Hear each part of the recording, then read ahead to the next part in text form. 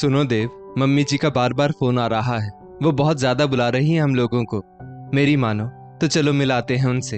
अब इतनी भी क्या नाराजगी, आखिर वो माँ है तुम्हारी। अगर उनको कुछ हो गया तो मैं खुद को कभी भी माफ नहीं कर पाऊंगी।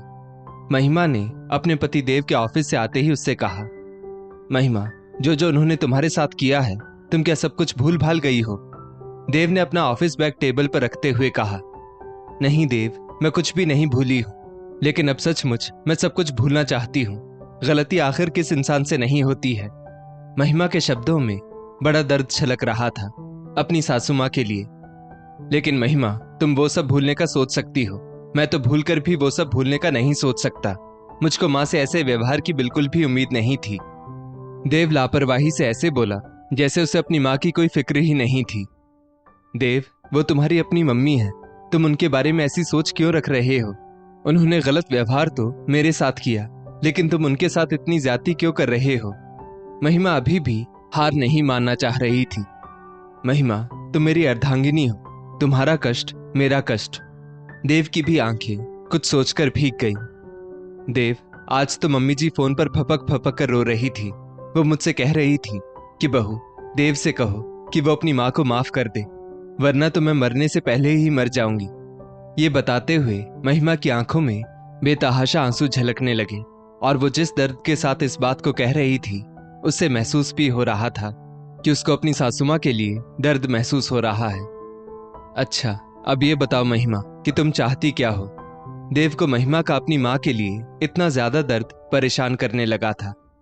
देव, मैं चाहती हूँ कि मेरे साथ साथ तुम भी सब कुछ भूल जाओ और मम्मी जी को अपने साथ यहीं अपने घर पर ही ले आओ, या फिर वहीं उनके पास चलो। मैं भी उनके साथ रहना चाहती हूँ। महिमा ने कुछ सोचते हुए कहा, लेकिन महिमा, क्या तुम ये कर पाओगी? क्या तुम्हें अपना गुजरा वक्त याद नहीं आएगा? देव ने अचंभित होकर पूछा। देव, शायद तुमने ध्यान से सुना नहीं। मैंने अभी अभी कहा तो है, मैं सब कुछ भूलना चाहती हूँ, और यकीन मानो मेरे मन में मम्मी जी के लिए अब कोई भी गिला शिकवा नहीं है। शायद मेरी किस्मत ही ऐसी थी। महिमा ने देव को समझाते हुए कहा। महिमा, तुम सचमुच महान हो। अच्छा, अब बताओ कब चलना है मम्मी के पास? देव ने अपनी बात से महिमा को आशान्वित कर दिया। देव, कल शुक्रवार है और परसों नरसों वीकेंड है। बस परसों सुबह सुबह ही गाड़ी लेकर निकल चलते हैं। महिमा देव की बात सुनकर चहक कर बोली, ठीक है जहांपना। देव ने झुककर सलाम करते हुए इस अंदाज में कहा कि महिमा मुस्कुरा उठी। चलिए अवगत करवाते हैं आपको सारी वस्तुस्थिति से कि कारण क्या था देव की इतनी ज्यादा चिढ़ का अपनी माँ के प्रति। देव अपनी माँ तारा जी का लाडला बेटा था। तारा जी देव के ऊपर अपना सर्वस्व न्योछावर करती थी, क्योंकि देव था ही इतना संस्कारी। देव पढ़ने लिखने में भी बहुत होशियार था। इसीलिए देव जब पढ़ लिख कर नौकरी करने लगा तो हर माँ की तरह तारा जी को भी देव की शादी का बड़ा अरमान था, और देव के लिए एक से एक अच्छे रिश्ते भी आ रहे थे। तारा जी का मन था कि वो देव की शादी अपनी मनमर्जी से खूब दान दहेज लेकर करें, लेकिन देव ने अपनी सहपाठी मध्यवर्गीय महिमा के साथ शादी करने की ख्वाहिश जाहिर कर दी। तारा जी तो ये बात सुनकर एकदम भड़क ही उठी। देव, आखिर तुमने ये कैसे सोच लिया कि तुम हम लोगों की ख्वाहिश को तोड़कर अपनी मनपसंद लड़की इस घर में ले आओगे? तारा जी ने चिड़चिड़ाकर कहा। लेकिन मम्मी, आखिर महिमा में बुराई ही क्या है? पढ़ी लिखी है, समझदार है, रंग रूप भी बुरा नहीं है, और फिर सबसे बड़ी बात इसी शहर की है। देव ने बहुत शालीनता के साथ कहा। देव, क्या तुमको ये ध्यान है कि नहीं कि उसका बाप एकदम फटीचर है? क्या वो हम लोगों की मांग पूरी कर पाएगा? तारा जी के शब्द बहुत ही घिनौने थे। मम्मी, ये आप क्या कह रही हैं? और अगर आप महिमा के साथ मेरी शादी ना करके कहीं और से दान दहेज लेकर शादी का ख्वाब देख रही हैं, तो इतना सुन लीजिए, मैं बिना दहेज के ही शादी करूंगा, और अब तो मैं महिमा से ही शादी करूंगा, चाहे कुछ भी हो जाए। देव ने तारा जी की बात को दरकिनार करते हुए कहा। तारा, आखिर सही कह रहा है देव। आखिर क्या कमी है हमारे घर में?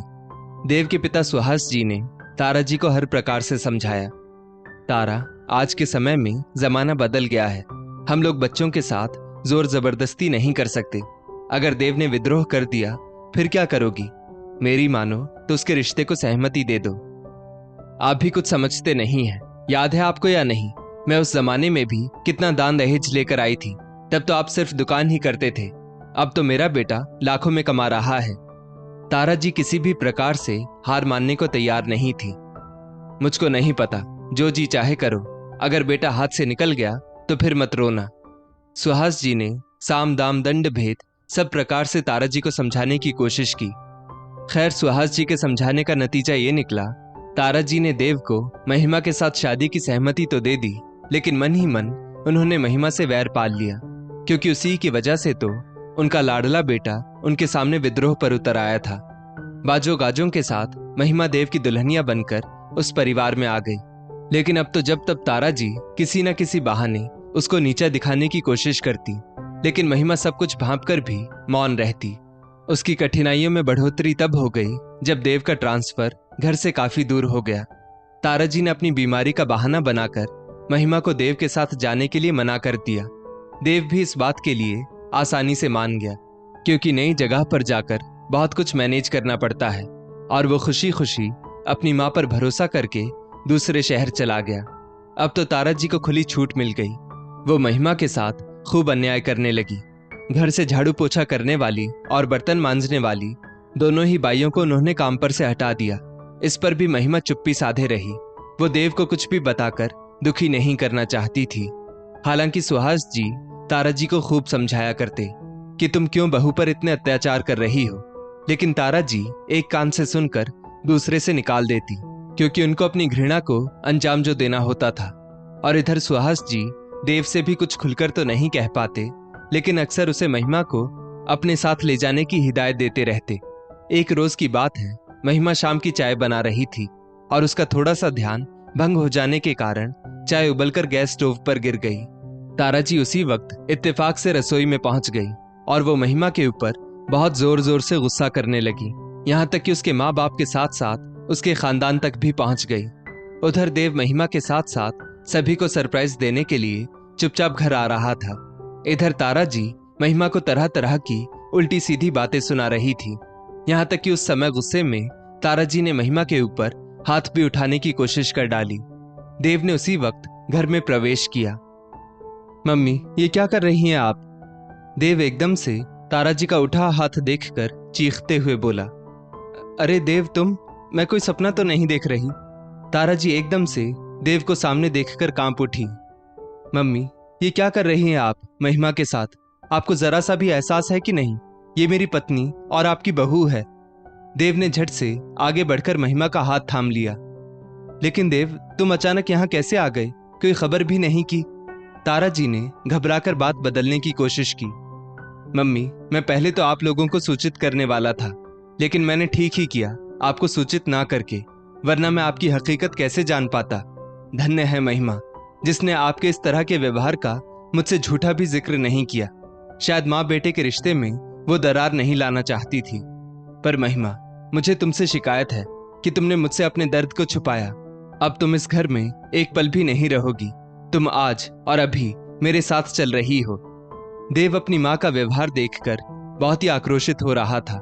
तारा जी ने उसे समझाने की खूब कोशिश की। महिमा ने भी देव को खूब समझाया, लेकिन देव को नहीं मानना था। वो नहीं माना, क्योंकि उसको धीरे धीरे सब पता चल गया कि कैसे घर से सब काम वाली बाइयों को हटा दिया गया और महिमा दिन भर कोल्हू के बैल की तरह चुपचाप घर के कामों में जुटी रहती है। आखिरकार देव महिमा को अपने साथ लेकर चला ही आया। देव और महिमा ने आकर अपनी गृहस्थी अच्छी तरह से जमा ली थी। इधर जब महिमा इस घर से चली गई तो तारा जी को अपनी हरकतों का बहुत ज्यादा पछतावा होता। वो अक्सर सुहास जी के सामने बैठकर सिसक सिसक कर रोने लग जाती। सुहास जी भी चिढ़कर कह देते कि अब जैसा बोया है तुमने वैसा काटो, लेकिन परिस्थितियां शायद तारा जी के हाथों से निकल चुकी थी और वो धीरे धीरे डिप्रेशन की शिकार होने लगी। देव से फोन पर बात करने की हिम्मत तो थी नहीं तारा जी की, लेकिन महिमा का नंबर तो था ही उनके पास। अब वो अक्सर रोते हुए महिमा से बात करती और अपने अनुचित व्यवहार के लिए माफी भी मांगती, लेकिन महिमा उनसे हमेशा माफी मांगने के लिए मना करती। तारा जी उसको अपने पास बुलाती और कहती कि तुम रहो देव के साथ ही, लेकिन कभी कभार तो हमारे पास आ जाओ। महिमा तो सब कुछ भूल भाल कर तारा जी के पास जाना भी चाहती, लेकिन देव तो अपनी माँ का नाम सुनकर ही भड़क जाता। आखिरकार महिमा ने उसको माँ के पास जाने के लिए राजी कर ही लिया। जब देव और महिमा कई महीनों बाद अपने घर पहुंचे तो तारा जी की खुशी का जैसे ठिकाना ही नहीं था। उन्होंने देव के साथ साथ महिमा को भी बड़े प्यार से गले लगा लिया। वो देव और महिमा का हाथ पकड़कर रोने लगी और बार बार उनसे माफी भी मांगने लगी। मम्मी जी, जो हुआ उसे भूल जाइए और इस तरह बार बार माफी मांगकर हम लोगों को शर्मिंदा मत कीजिए। महिमा ने अपने स्वभाव अनुसार अपनी समझदारी और सहनशीलता का परिचय देते हुए कहा, सचमुच तुम बहुत अच्छी हो महिमा बेटा। शायद मैंने हीरे को पहचानने में बहुत बड़ी गलती कर दी, लेकिन अब आज से तुमको इस घर की लक्ष्मी बनाकर रखूंगी। तारा जी महिमा को गले लगाते हुए बोली। हालांकि उनकी अभी भी देव से आत्मग्लानि के कारण बोलने की हिम्मत नहीं पड़ पा रही थी। देव बेटा, अब तू भी अपनी माँ को माफ कर दे। अब तेरी माँ सचमुच हमेशा हमेशा के लिए बदल चुकी है। सुहास जी ने देव की तरफ देखते हुए कहा। हाँ पापा। इतना कहकर देव भी तारा जी के पैर छूने के लिए झुक गया। सॉरी बेटा, मैं सचमुच तुम्हारी गुनहगार हूं, लेकिन अब तुम देखना कि तुम खुद अपनी मां पर गर्व करोगे। इतना कहकर तारा जी ने बाहें फैला दी और देव अपनी मां की बाहों में किसी छोटे बच्चे के समान समा गया, जैसे वो बचपन में समाता था। 2-4 दिन वो लोग घर पर रहे, सब अच्छा रहा और फिर थोड़े दिनों बाद देव ने फिर से अपने होम टाउन में ट्रांसफर करवा लिया और अब सब लोग फिर से खुशी खुशी एक साथ रहने लगे। महिमा की समझदारी ने एक परिवार को टूटने से बचा लिया था। दोस्तों, इस स्टोरी को लेकर आपकी क्या राय है, नीचे कमेंट करके जरूर बताइएगा और ऐसी ही और भी बेहतरीन वीडियोस के लिए हमारा पेज जरूर फॉलो करें। धन्यवाद।